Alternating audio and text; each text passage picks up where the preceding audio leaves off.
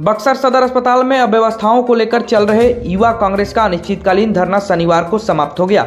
अस्पताल अधीक्षक गिरीश कुमार ने धरना दे रहे लोगों से वार्ता कर धरना को खत्म कराया। उन्होंने बताया कि दोषी चिकित्सक डॉक्टर सेतु सिंह को तत्काल प्रभाव से अन्यत्र स्थानांतरण कर दिया गया है और उनके खिलाफ उचित कार्रवाई के लिए राज्य स्वास्थ्य समिति को भी अनुशंसा भेजी गई है। सिविल सर्जन ने एनएससीयू में सुधार के लिए आगे की कार्रवाई शुरू करने और चिकित्सकों की 24 घंटे प्रतिनियुक्ति के लिए राज्य से पत्राचार की बात कही है।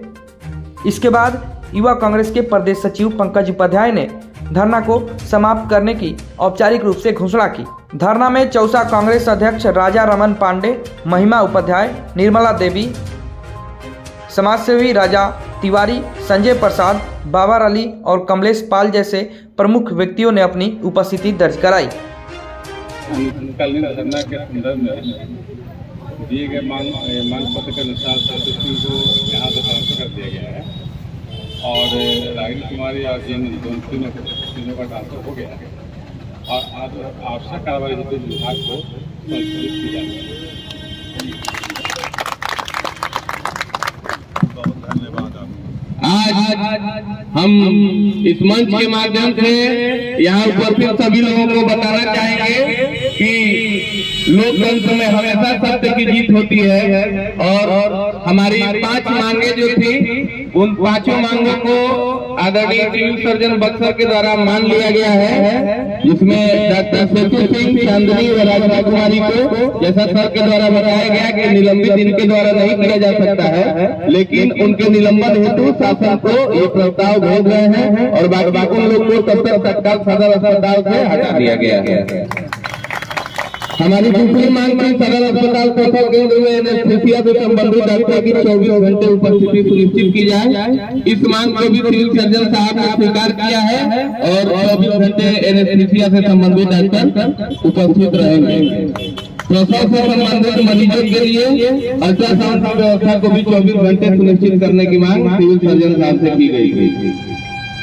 एसएनसीयू में नवजात बच्चों के लिए कम से कम 3 वेंटिलेटर की व्यवस्था की जाए। ये हमारी मांग थी, जिसपे सिविल सर्जन साहब ने बताया हम लोगों को कि वेंटिलेटर से संबंधित अस्पताल बन के तैयार हो गया है, उसके उद्घाटन के लिए भी शायद सरकार को पत्र लिख दिया गया है।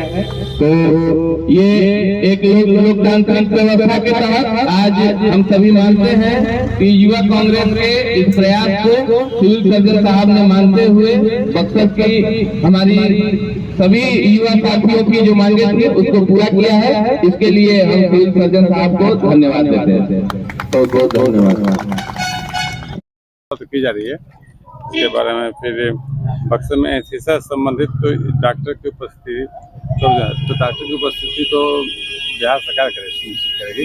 इसलिए मैंने विभाग को लिख दिया है, मैंने लिख चुका हूँ इसके बारे में। और प्रशासन में समय सारणी के अनुसार प्रत्येक डॉक्टरों का मोबाइल नंबर सही सूची है। मेरा सही बात है, हम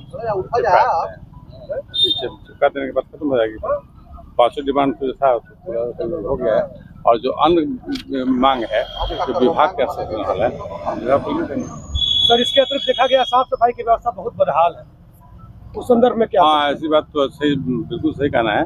जब से जीविका को मिला है तब से साफ सफाई की व्यवस्था बदहाल है। इसमें हम डीपी में बात करते हैं।